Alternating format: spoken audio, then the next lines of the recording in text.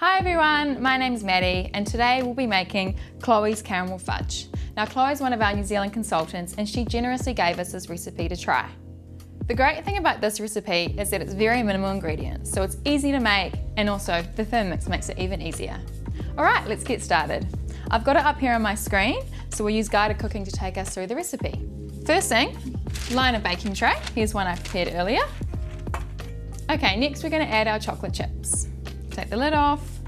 First we're going to tear the scales.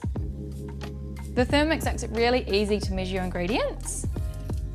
Pop them in. We'll add the lid back.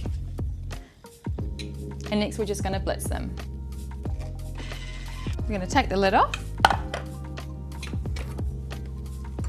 Transfer it to the bowl. So the next step is to add the sweetened condensed milk, and the great thing is we don't have to wash the bowl. So we'll just pop in we'll tear it again just to make sure. We'll add our condensed milk. The great thing about the Thermomix is that it weighs the ingredients for you. Okay, we'll click next. Next is to add the butter. So we've got 125 grams of butter here.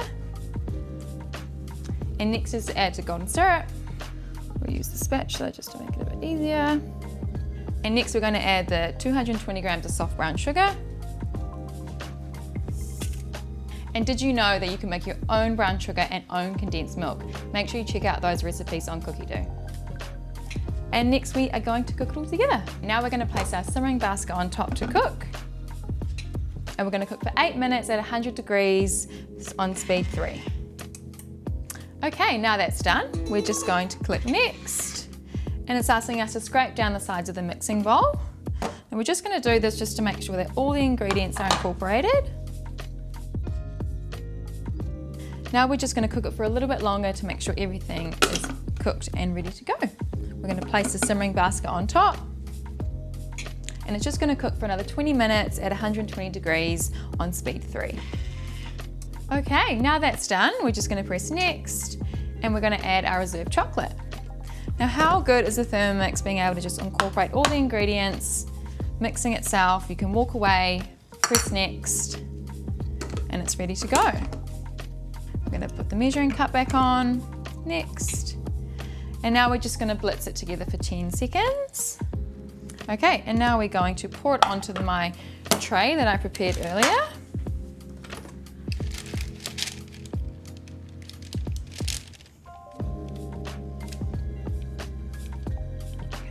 Now that extra 20 minutes just really made this a lot thicker, so this is the consistency that you are looking for.